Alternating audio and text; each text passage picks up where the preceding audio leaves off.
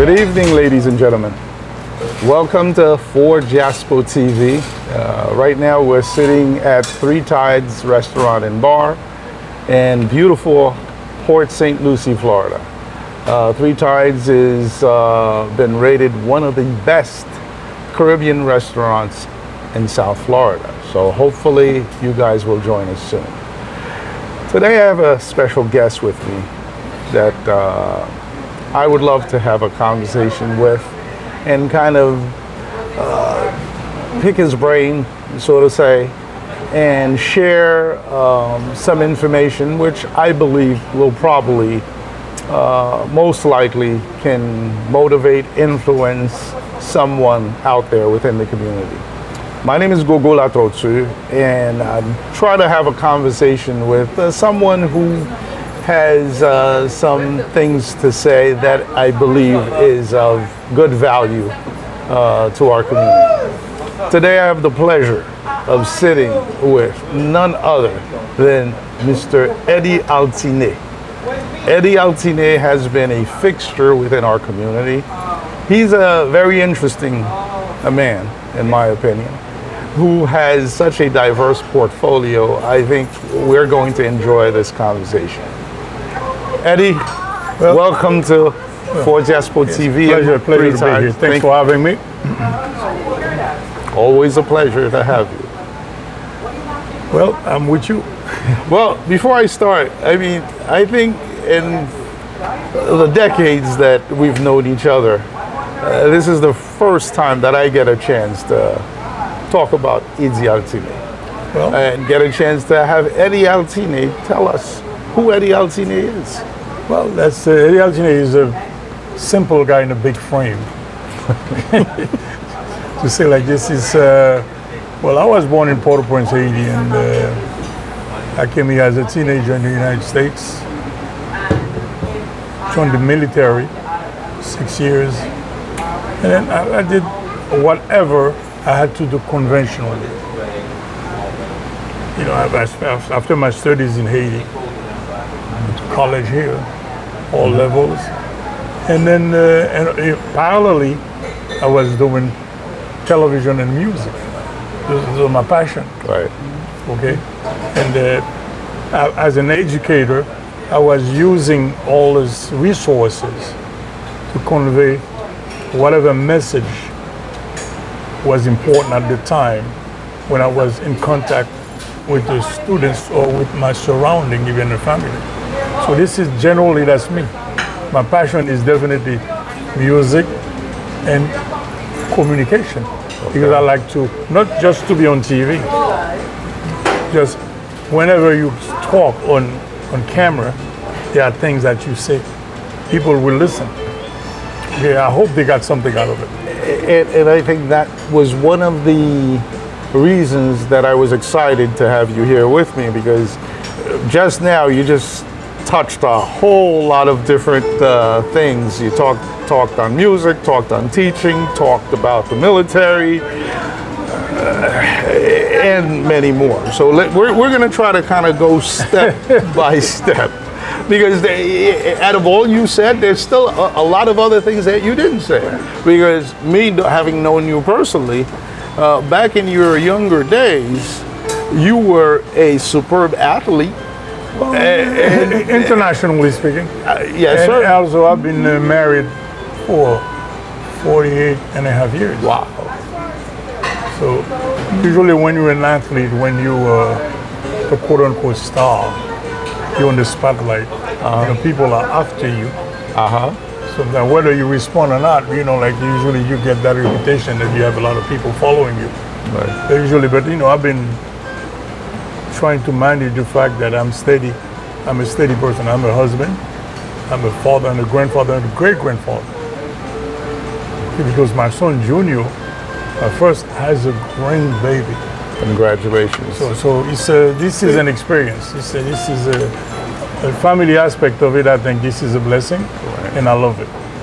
Now, again, I'm gonna roll back a little bit. As a young man who was an athlete, who was very popular, and as we know, sometimes when we are, whether it's sports music or in the entertainment industry, a lot of times young people get into these things because of the fame, money, whatever it is. Sometimes they lose their direction. Sometimes it's drugs, sometimes it's alcohol, sometimes, and I've known you a long time.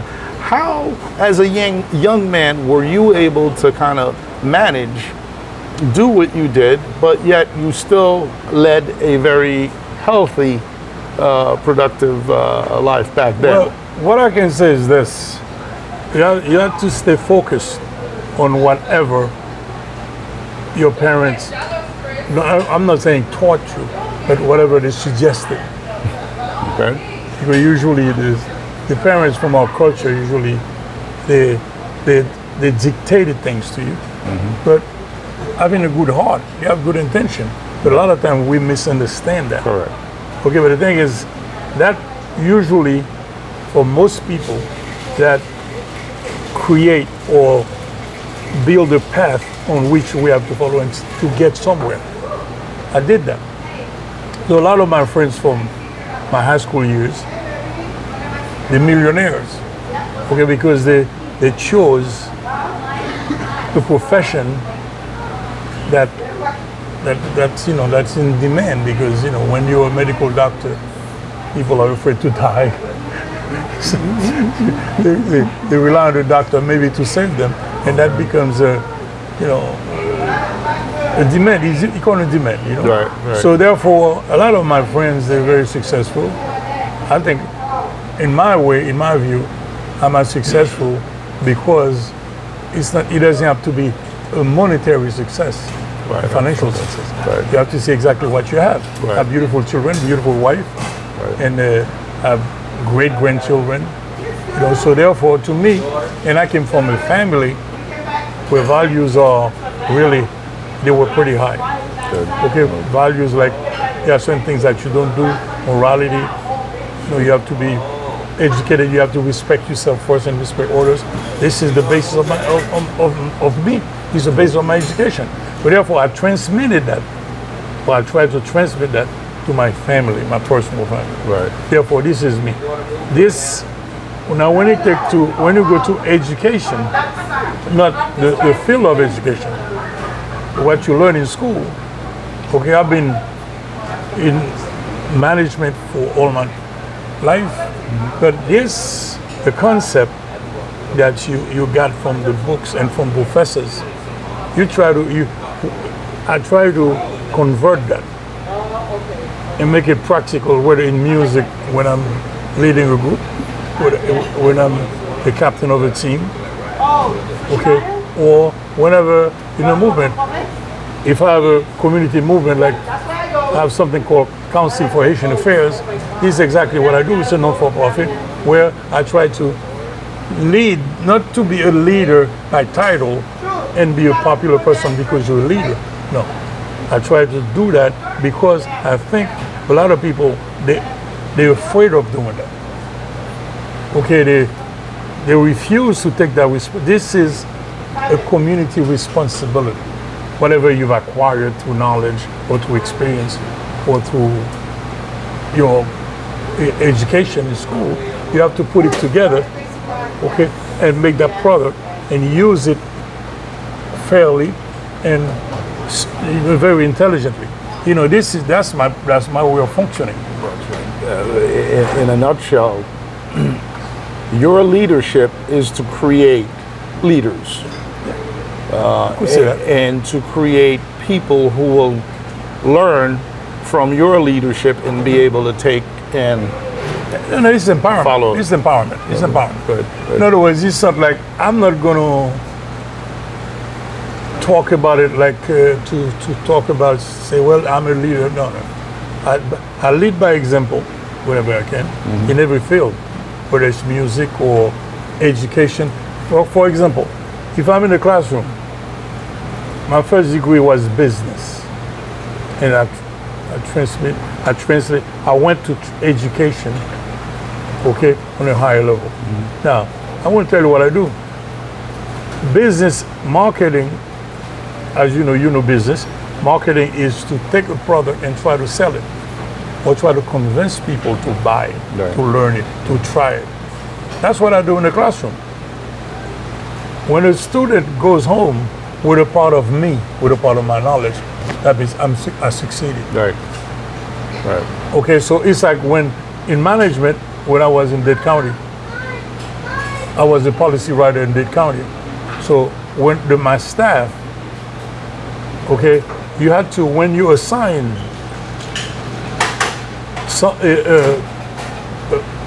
something that comes from the mayor, for example, okay, you have to be able to understand the task so you could explain it. And all your stuff is not going to be the same. They're not going to be the same. Some people will absorb it right away. Some people will slower on this. Some people will simply resist. They simply, just out of temperament.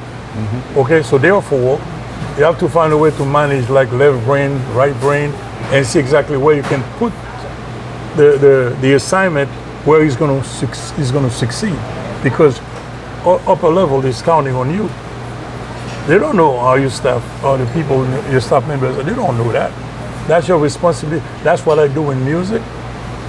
Okay, I try to balance all the temperament style in the group. You know that. Right. So therefore, you have to make sure that the music comes out right.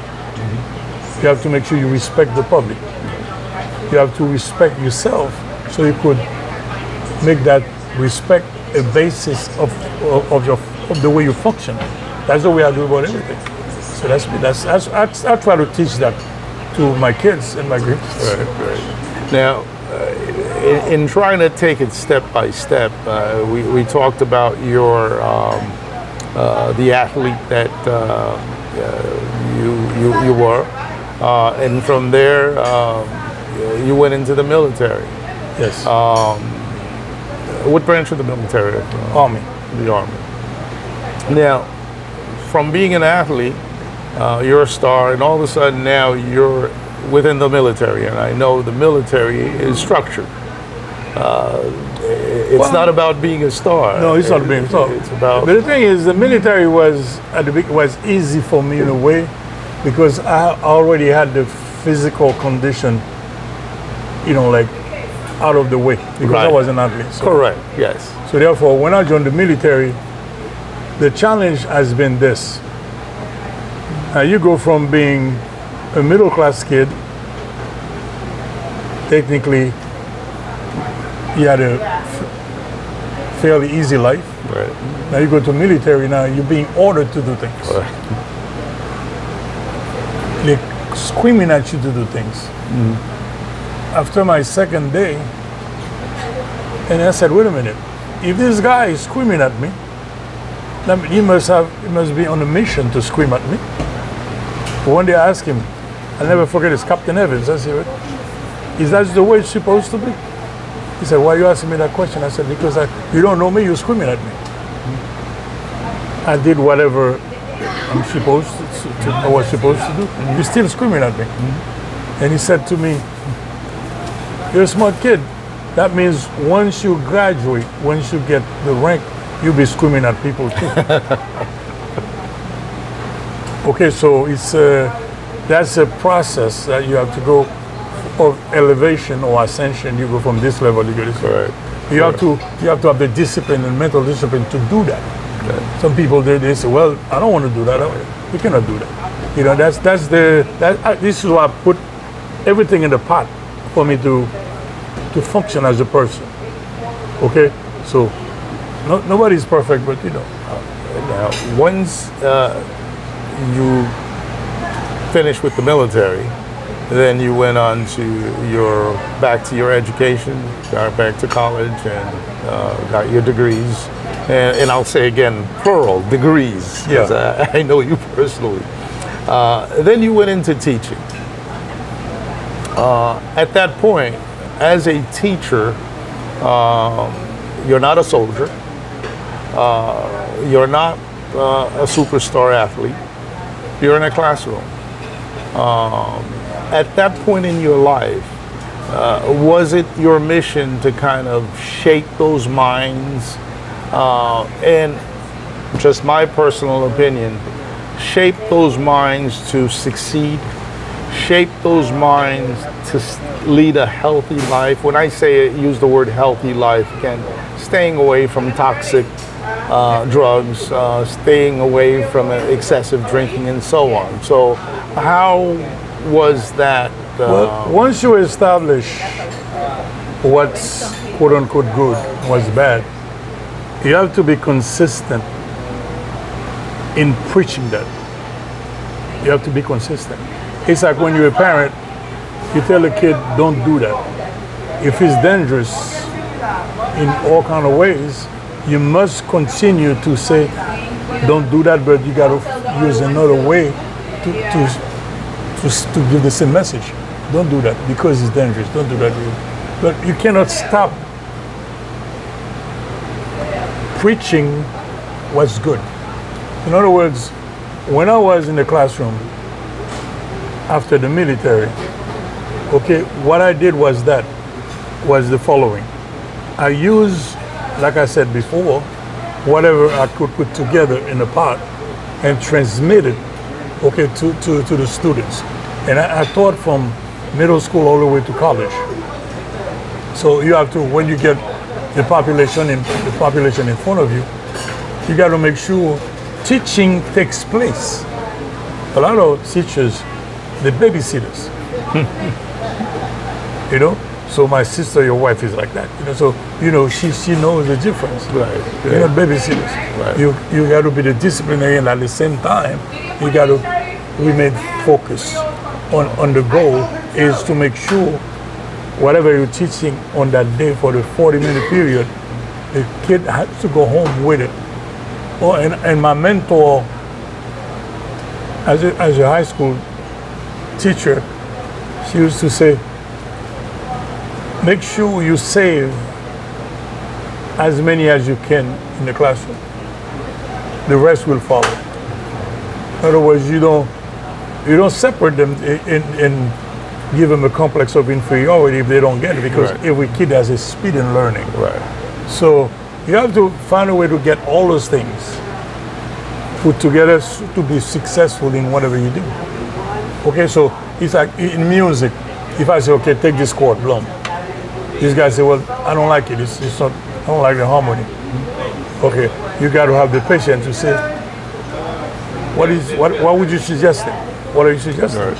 Right. And you take it from there. And even if you want to correct it or suggest something better, by definition, you have to have the patience to do that. The two words, respect and patience, you have to do that. Right. Right. Whether it's with kids or with members of the family, your siblings, or whatever. You have to do that. If you don't do that, okay, there will always be some kind of a chaotic situation. Now, you mentioned something that music, throughout being the athlete, the military, your teaching career, music, we didn't talk about how did that get started?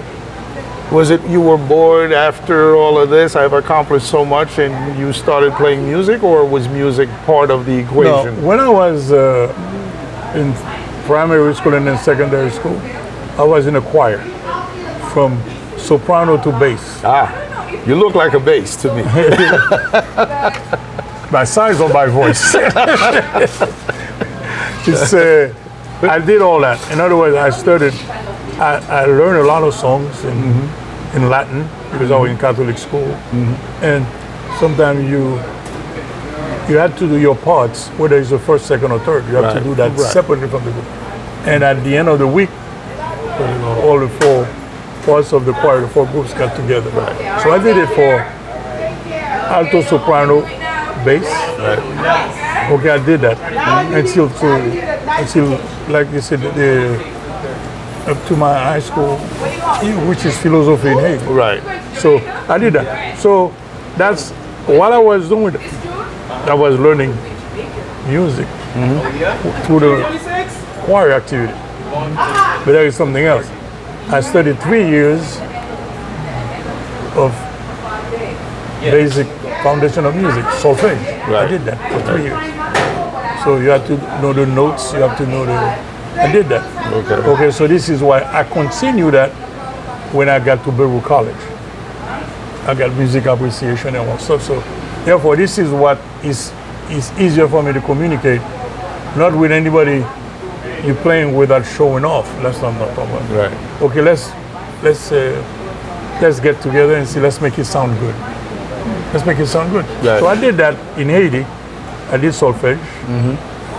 And then when I went to Beirut College, I had to do music appreciation for 2 semesters. Okay. Sometimes they would play the music, Right. and you had to identify the style, Gotcha. sometimes the chords, and so I did that. Right. And my extension of that would be my practice with Dan Semil and his brother. Okay, all the progressions and guitar and all of this, Denis, he's no longer there. Right. But those 2 guys that taught me a lot of things in music. So that's my music foundation. Nice. You know? Nice. So throughout, music has always been there. Oh, no, Now, music. Again, having known you personally, I mean, at one point you were in the military. You were in Texas, and I played music from what in the you- military. So how did I that played work? music in the military because we had an auditorium, and there are 2 booths in Fort Hood, Texas. You reserve them. They had everything in there. We had a Haitian group called French Connection Okay. in the military. Uh huh. So it's of course I was playing the guitar at the time. We were looking for a bass player.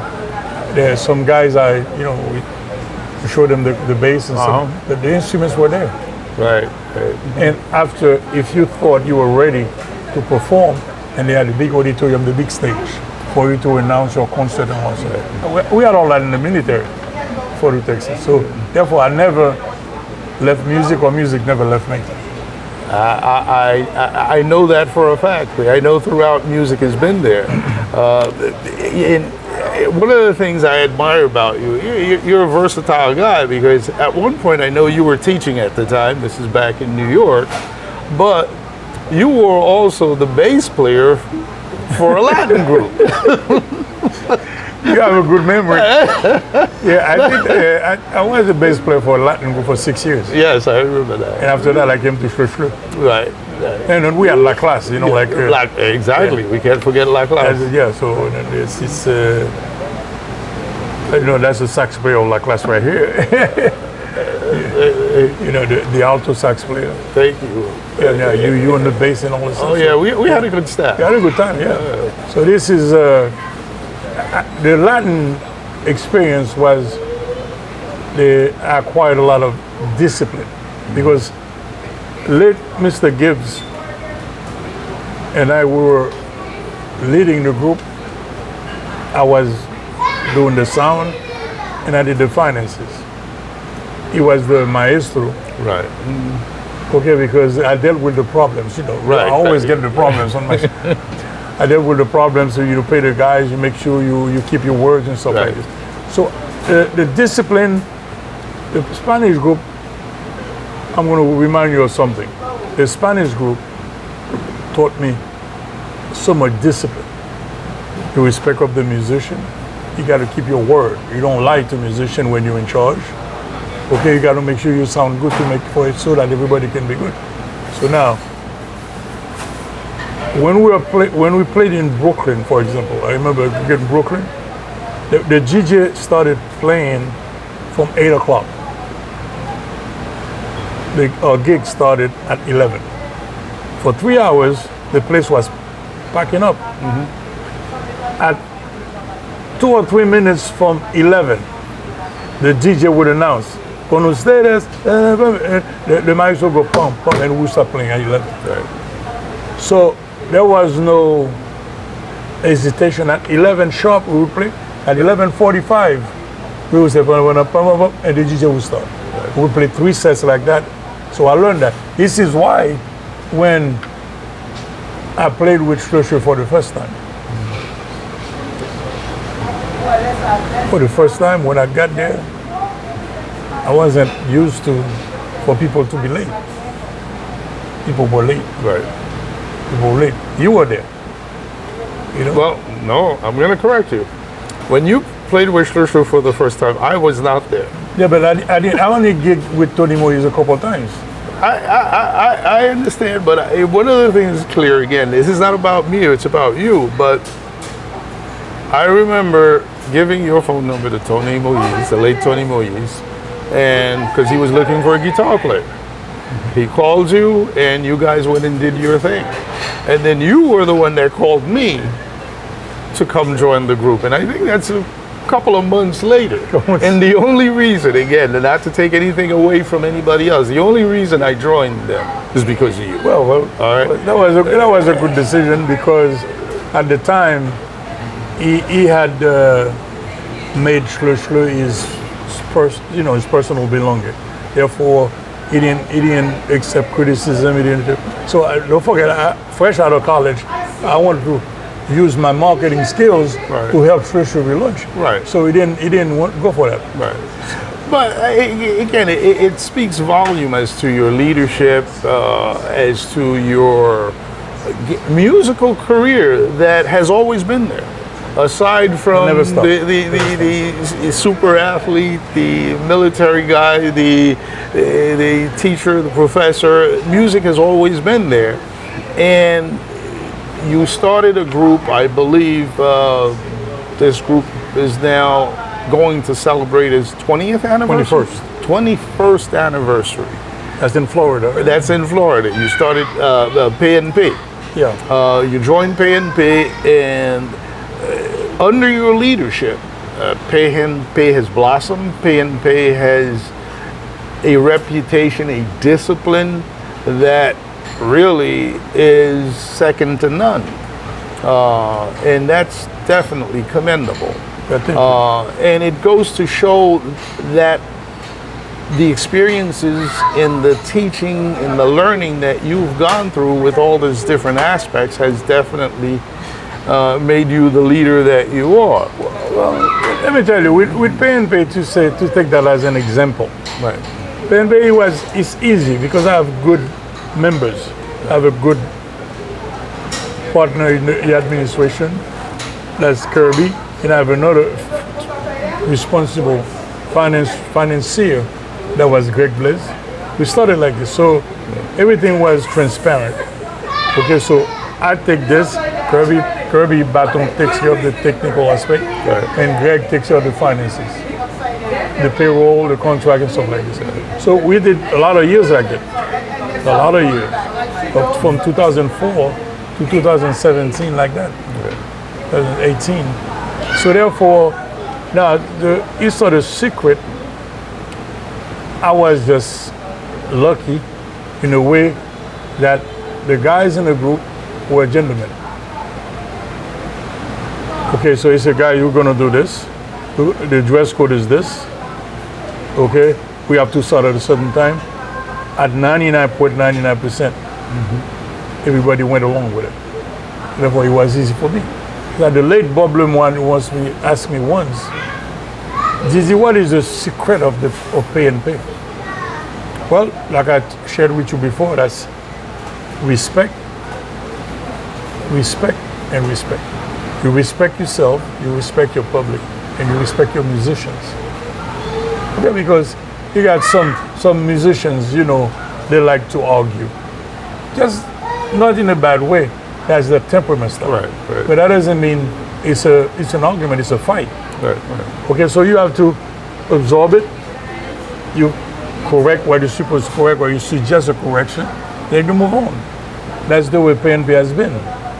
Okay, so we are, like I said, we have gentlemen in the P&P. We have guys softer than others. We have some guys, no-nonsense guys. So everybody has a mission. Everybody has a mission. I take the contract, I discuss with stuff. Okay? Greg calculate the stuff.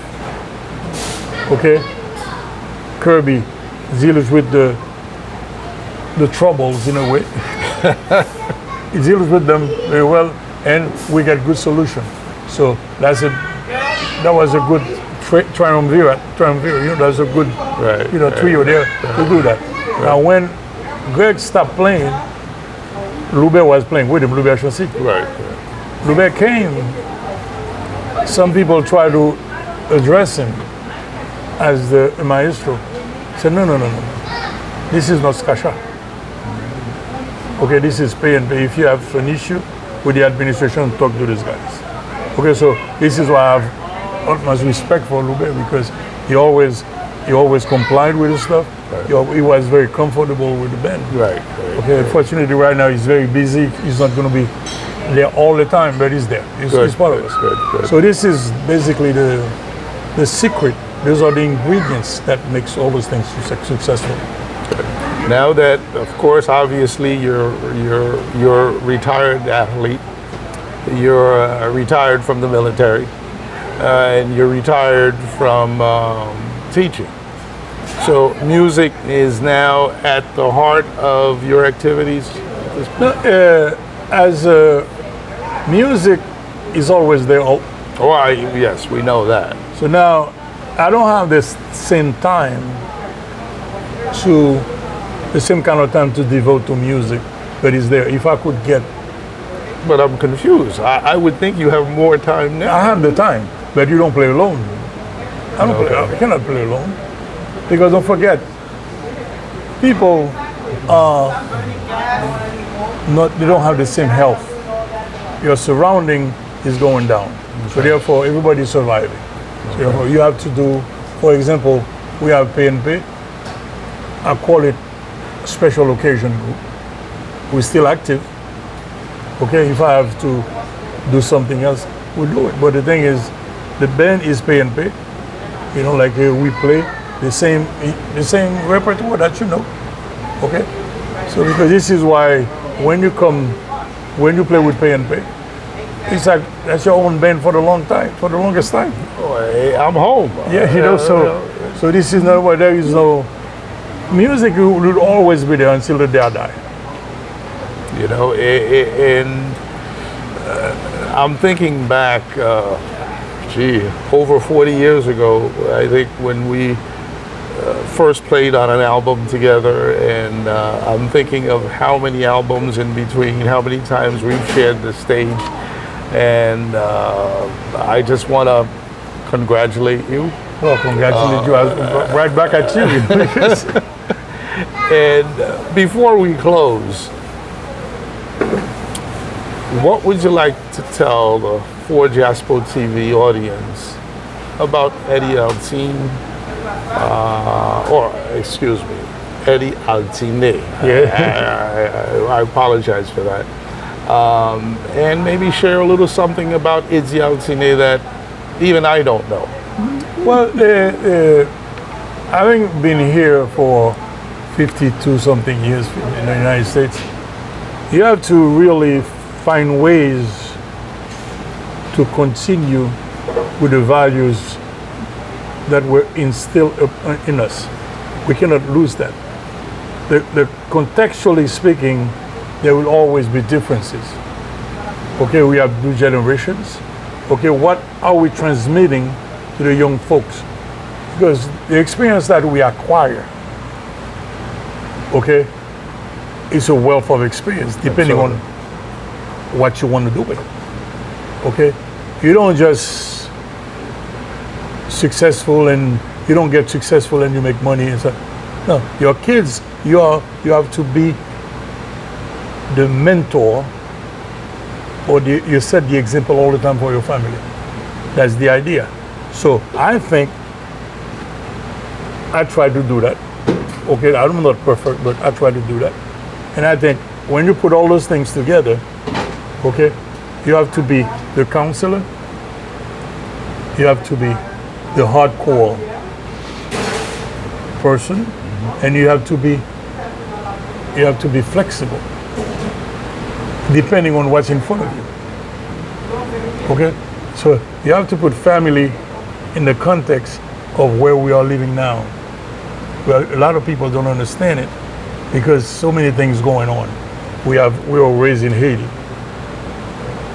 Okay, we adopted a lot of things from our parents. The kids got good percentage of it, believe it or not. Of course. So that's what you're gonna give to the children. And we got to make sure that foundation is never broken. That's the message. That because we are here, we are in the United States of America or wherever in the diaspora in general, we have to make sure the foundation, okay, that we will raise on cannot be broken, because those kids will refer to that when necessary if they don't do that right now. Eddy, again, I thank you so much for spending the time with us, and hopefully you can come back soon, because I know we can have conversations for hours, which we have in the past, off camera. And because I know you have a lot to share. Again, congratulations, and I know. Well, thank you. It's a pleasure. Thanks for having me. It's a pleasure. Anytime. Again, this is GODO EVENS sitting here at Three Tides Restaurant and Bar in Port St. Lucie. Thank you guys for spending the time with us. Hopefully you've learned a thing or two regarding Mr. Eddy Altine. Thank you, and you guys have a good evening. Take care of each other.